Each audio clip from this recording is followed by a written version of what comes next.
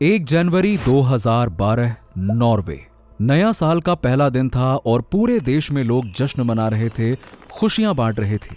लेकिन यह खुशी हर किसी के नसीब में नहीं थी। नर्स हो, पुलिस हो या फिर इमरजेंसी सेवाओं के कर्मचारी, इनके लिए यह दिन भी बाकी दिनों की तरह ही काम का दिन था, क्योंकि अगर किसी को मदद की जरूरत पड़ती तो इन्हें हर वक्त तैयार रहना होता है। उसी दिन रात के ठीक 9:12 पर एक इमरजेंसी रिस्पांस सेंटर के एजेंट को अचानक एक कॉल कनेक्ट हुई। कॉल के दूसरी तरफ से दर्द और खौफ में डूबी हुई चीखें सुनाई दे रही थीं। आवाज इतनी भयानक थी कि एजेंट को कुछ समझ नहीं आया कि आखिरकार हो क्या रहा है। उसने बार बार पूछने की कोशिश की, हेलो, क्या आप मुझे सुन सकती हैं? हेलो। लेकिन उधर से कोई जवाब नहीं आया, बस आई तो दिल दहला देने वाली चीखों की गूंज। जैसे ही कॉल की लोकेशन ट्रैक की गई तो पता चला कि यह कॉल नॉर्वे के ओस म्युनिसिपैलिटी में स्थित एक वृद्धाश्रम से आई है। कॉल करने वाली महिला थी हिल्डा फेस्टे, एक बुजुर्ग महिला जो उसी वृद्धाश्रम में रहती थी। हालात की गंभीरता को समझते हुए एजेंट ने तुरंत वृद्धाश्रम के स्टाफ को कॉल किया और उन्हें बताया, देखिए, हिल्डा फेस्टे ने इमरजेंसी हेल्पलाइन पर कॉल किया था, लेकिन वो कुछ बोल नहीं रही थी, सिर्फ चीखें सुनाई दे रही थीं। जैसे ही इस बात की जानकारी मिली, उस वृद्धाश्रम में काम कर रही एक नर्स तुरंत हरकत में आ गई। ठीक रात के 9:17 पर वो सीधा हिल्डा फेस्टे के फ्लैट की तरफ बढ़ी। फ्लैट का मेन डोर खुला देखकर नर्स को एक पल के लिए हैरानी हुई। थोड़ा डरते हुए उसने अंदर कदम रखा और जैसे ही वो हॉल में पहुंची, उसने बेडरूम के फ्लोर पर किसी के पैर देखे। नर्स को लगा कि शायद हिल्डा गिर गई होगी और वो नर्स घबराहट में थोड़ा और आगे बढ़ी, लेकिन जो उसने अगले ही पल देखा, उसने उसके होश उड़ा दिए।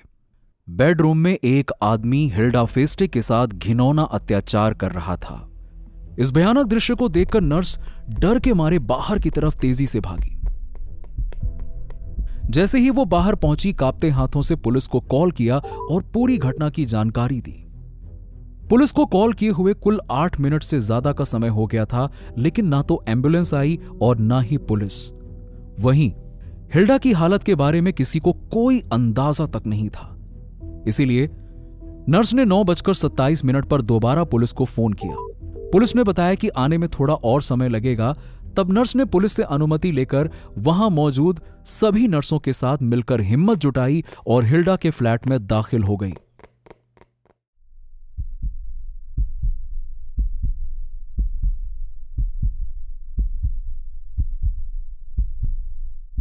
अब जिस चीज का डर था वही सच हो गया।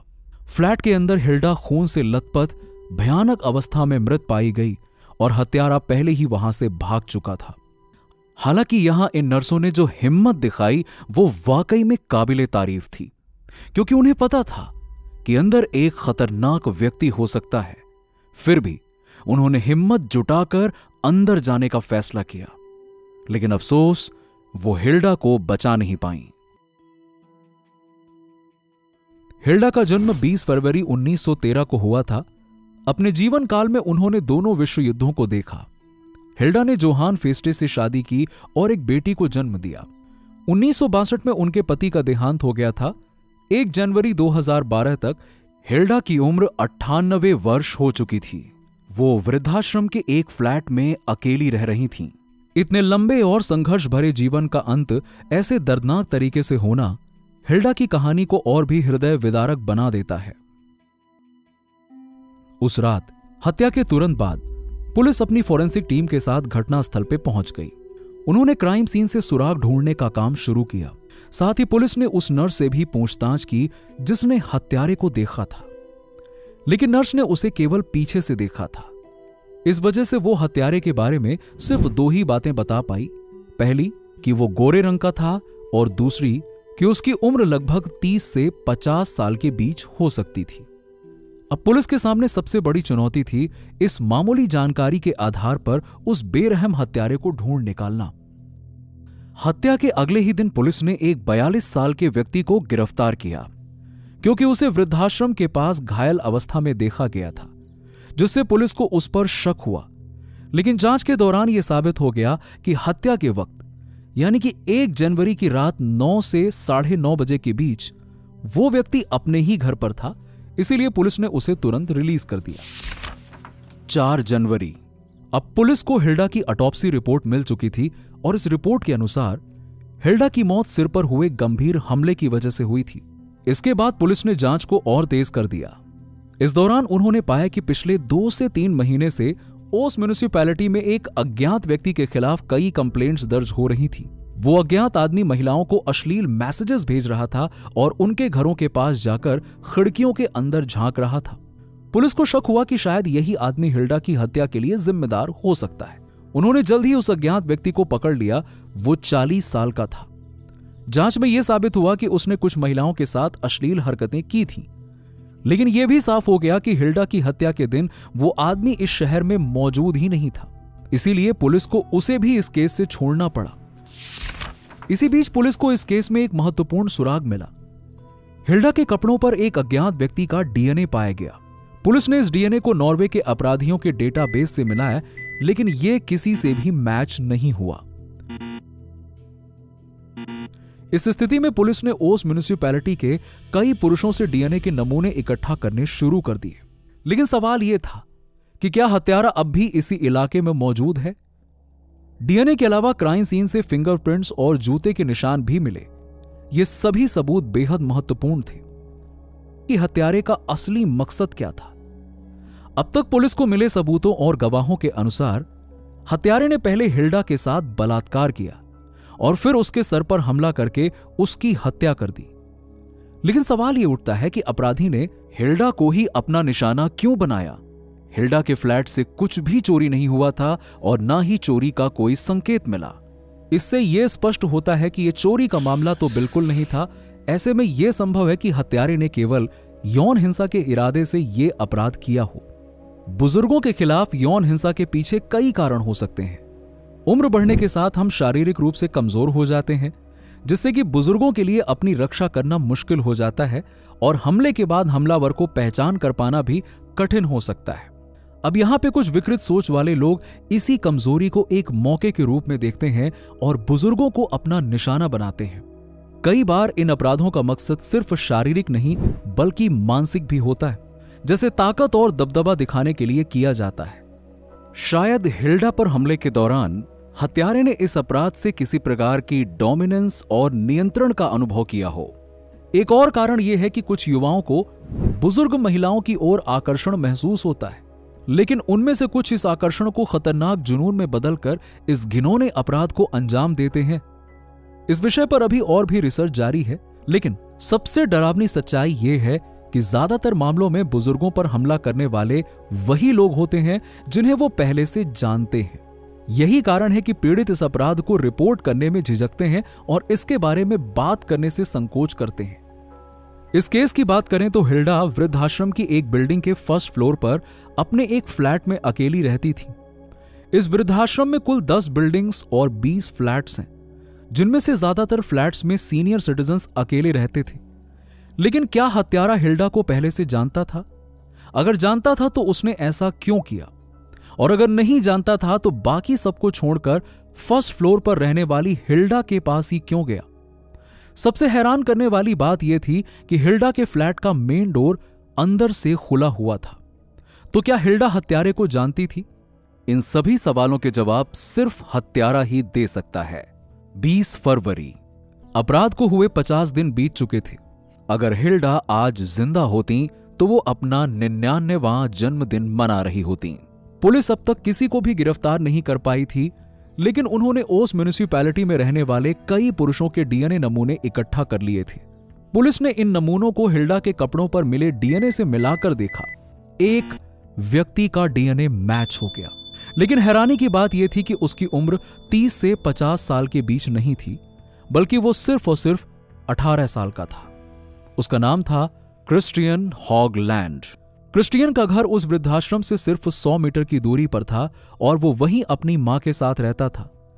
जैसे ही डीएनए मैच हुआ, पुलिस ने उसे तुरंत गिरफ्तार कर लिया। हालांकि क्रिस्टियन की मां ने यह दावा किया कि हत्या वाली रात उसका बेटा रात 9:15 तक घर लौट आया था, लेकिन नर्स के अनुसार उसने रात 9:17 पर हिल्डा के फ्लैट में हत्यारे को देखा था। इतना ही नहीं, क्रिस्टियन के दोस्तों ने मीडिया को बताया कि वो ऐसा भयानक अपराध करने वाला इंसान है ही नहीं। उनके अनुसार पहले की तरह इस बार भी पुलिस ने गलत व्यक्ति को गिरफ्तार किया होगा। लेकिन सिर्फ क्रिस्टियन का डीएनए ही नहीं बल्कि क्राइम सीन पर मिले फिंगरप्रिंट्स भी क्रिस्टियन के फिंगरप्रिंट से मैच हुए थे और क्राइम सीन पर पाए गए जूतों के निशान भी उसके नाइकी शूज से मैच हुए थे। पुलिस ने जब क्रिस्टियन के घर की तलाशी ली तो उन्हें उसकी बेडशीट और पिलो कवर पर खून के निशान मिले। फोरेंसिक परीक्षण में यह साबित हुआ कि वो खून हिल्डा फेस्टे का ही था। इस तरह हर सबूत क्रिस्टियन को हत्यारा साबित कर रहा था। पुलिस ने क्रिस्टियन से पूछताछ शुरू की। पुलिस ने उससे पूछा, 1 जनवरी की शाम तुम कहां थे? क्रिस्टियन ने जवाब दिया, मैं शाम 7:30 बजे अपने दोस्त के घर शराब पीने गया था। शराब पीने के बाद मुझे कुछ भी याद नहीं। मुझे बस इतना पता है कि अगले दिन यानी कि 2 जनवरी की सुबह मैं अपने घर के बिस्तर पर जागा। जब पुलिस ने आगे पूछा, तुम घर कब और कैसे लौटे? तो उसने हिचकिचाते हुए जवाब दिया, मुझे सच में कुछ याद नहीं। मुझे नहीं पता कि उस रात क्या हुआ था। पुलिस ने सबूतों का हवाला देते हुए कहा, हमारे पास हर जरूरी सबूत है। सब तुम्हारी ओर इशारा कर रहे हैं। तुम उस रात हिल्डा के फ्लैट में थे और तुमने ही उसे मारा। क्या तुम अब भी इनकार करोगे? क्रिस्टियन ने एक पल के लिए चुप्पी साध ली और फिर कहा, मुझे सच में कुछ याद नहीं, लेकिन मैं ऐसी क्रूर हरकत कभी नहीं कर सकता। लेकिन यहां पे क्रिस्टियन ने यह जरूर स्वीकार किया कि वो हिल्डा फेस्टे को पहले से जानता था। उसने बताया, 2 साल पहले जब मैं पेपर बॉय के तौर पे काम करता था तब मैं हिल्डा के फ्लैट तक अखबार पहुंचाता था। अब यहां पे पुलिस ने एक और अहम जानकारी पता लगाई। हत्या की रात क्रिस्टियन की मां ने अपने एक रिश्तेदार को मैसेज भेजा था जिसमें कहा गया था, क्रिस्टियन घर आ गया है लेकिन उसके शरीर पर चोट के निशान हैं। लेकिन जब पुलिस ने इस बारे में क्रिस्टियन से पूछा तो उसने साफ इनकार करते हुए कहा, जब मैं अगले दिन सुबह उठा तो मेरे शरीर पर कोई चोट के निशान नहीं थे। पुलिस ने अन्य लोगों से भी पूछताछ की और पुलिस के अनुसार 1 जनवरी की शाम रात के 7:30 बजे पर क्रिस्टियन अपने दोस्त के घर गया। वहां दोनों ने खूब शराब पी, लेकिन थोड़ी देर बाद दोनों के बीच झगड़ा हो गया और वो एक दूसरे पर चिल्लाने लगे। कुछ देर बाद क्रिस्टियन ने अपनी मां को फोन किया और रोने लगा। जब उसकी मां ने पूछा कि क्या हुआ तो क्रिस्टियन ने कहा, मैं बाद में बताऊंगा, और ये कहते हुए उसने फोन रख दिया। इसके बाद उसका गुस्सा और बढ़ गया। क्रिस्टियन का गुस्सा देखकर उसका दोस्त घबरा गया। उसे लगा कि क्रिस्टियन उस पर हमला कर सकता है, इसीलिए उसने क्रिस्टियन को घर से निकल जाने को कहा। रात करीब 8:30 बजे पर क्रिस्टियन अपने दोस्त के घर से निकल गया। थोड़ी देर बाद वो वृद्धाश्रम के पास पहुंचा और हिल्डा फेस्टे के फ्लैट में घुस गया। वहां उसने हिल्डा के साथ दुष्कर्म करने की कोशिश की। रात 9:12 पर हिल्डा ने अपनी मेडिकल अलार्म बटन दबाई। यह मेडिकल अलार्म एक छोटा सा सेंसर डिवाइस होता है जिसे गले में पहना जाता है। इस डिवाइस को दबाते ही सिग्नल रिस्पॉन्स सेंटर को भेजा जाता है, जहां इसके माध्यम से एजेंट से सीधे बात करके मदद मांगी जा सकती है।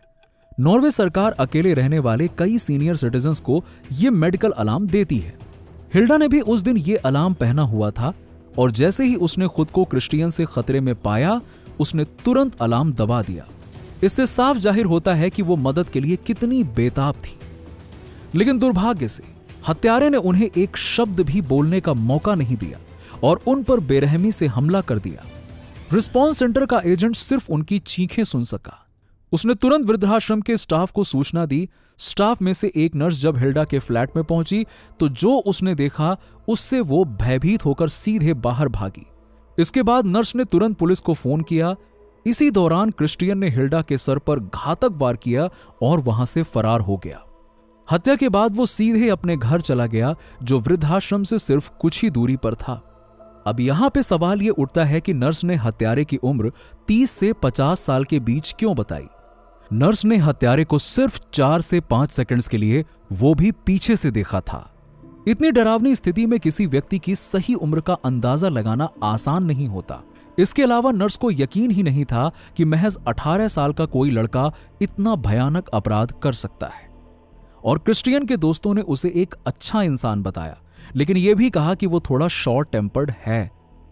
इसके अलावा जांच में यह भी सामने आया कि क्रिस्टियन अश्लील वीडियो देखने का आदी था।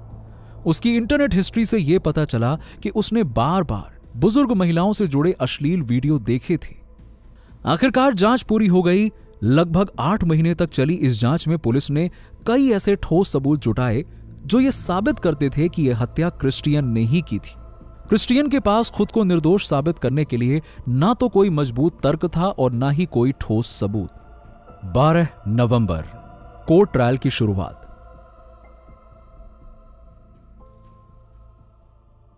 कोर्ट में भी क्रिस्टियन ने अपनी गलती स्वीकार नहीं की। वो बार बार यही कहता रहा कि उसे कुछ भी याद नहीं। प्रोसिक्यूटर ने सारे सबूत को सामने रखते हुए क्रिस्टियन से सवाल किया, अगर तुमने ये नहीं किया तो तुम्हारा डीएनए हिल्डा के कपड़ों पे कैसे पाया गया? तुम्हारे जूते के निशान और फिंगरप्रिंट्स क्राइम सीन पर कैसे मिले? हिल्डा का खून तुम्हारे बेडशीट पर कैसे आया? और तुम्हारी मां ने अपने रिश्तेदारों को क्यों मैसेज किया कि तुम्हारे शरीर पर चोट के निशान हैं? लेकिन क्रिस्टियन का एक ही जवाब था, मुझे कुछ भी याद नहीं है। लेकिन क्रिस्टियन की बातों पर प्रोसिक्यूटर ने बिल्कुल भी विश्वास नहीं किया। प्रोसिक्यूटर का मानना था कि उस रात दोस्त से झगड़ा होने के बाद क्रिस्टियन को उसके घर से निकाल दिया गया था। गुस्से और हताशा से भरा हुआ वो किसी पर अपना गुस्सा निकालने की तलाश में था। वो अपनी ताकत और नियंत्रण का एहसास करना चाहता था। इस गुस्से के साथ साथ उसके दिमाग में पहले से देखी गई अश्लील वीडियो की छवियां भी उसे उकसा रही थी। तभी उसे हिल्डा फेस्टे याद आई, जिसे वो पहले से जानता था। क्रिस्टियन जानता था कि हिल्डा अकेले रहती थी और वो खुद का बचाव नहीं कर पाएगी। इसी कमजोरी का फायदा उठाते हुए उसने उनके फ्लैट में घुसकर उन पर हमला किया और उनका बलात्कार किया। अपनी इस जघन्य हरकत को छुपाने के लिए उसने हिल्डा के सर पर वार किया और उनकी हत्या कर दी। प्रोसिक्यूटर ने क्रिस्टियन को कड़ी से कड़ी सजा दिलाने की मांग की। उन्होंने अदालत में कहा, क्रिस्टियन ने असहाय हिल्डा की बेरहमी से हत्या कर दी। उसने न केवल उनकी हत्या की बल्कि उनके साथ क्रूरता से यौन शोषण भी किया। इस घोर अपराध के लिए उसे नॉर्वेजियन सिविल पेनल कोड के तहत सबसे कड़ी सजा यानी 21 साल की कारावास की सजा होनी चाहिए। 4 दिसंबर 2012 कोर्ट ने क्रिस्टियन की उम्र और उसकी मानसिक परिपक्वता को ध्यान में रखते हुए उसे 19 साल की जेल की सजा सुनाई। हत्या के 1 साल के भीतर पुलिस ने न केवल इस मामले को सुलझाया बल्कि हत्यारे को सजा दिलवाने में भी सफलता पाई। अब अगर हम एक पल के लिए सोचें, नए साल के पहले दिन आप अपने घर में अकेले हैं। अचानक दरवाजे पर दस्तक होती है। आप इसे किसी मेहमान के आने की आहट समझकर अपना दरवाजा खोलने जाते हैं, लेकिन दरवाजे के दूसरी तरफ बिना किसी कारण सिर्फ अपने स्वार्थ और क्रूरता के लिए आपका जीवन खत्म करने का इरादा रखने वाला एक दरिंदा खड़ा हो। उस दरवाजे को खोलने के बाद जो डर, जो असहायता और जो पीड़ा हिल्डा ने महसूस की होगी, उसकी कल्पना करना भी असंभव है। एक बार फिर हिल्डा फेस्टे को याद करते हुए नमस्ते।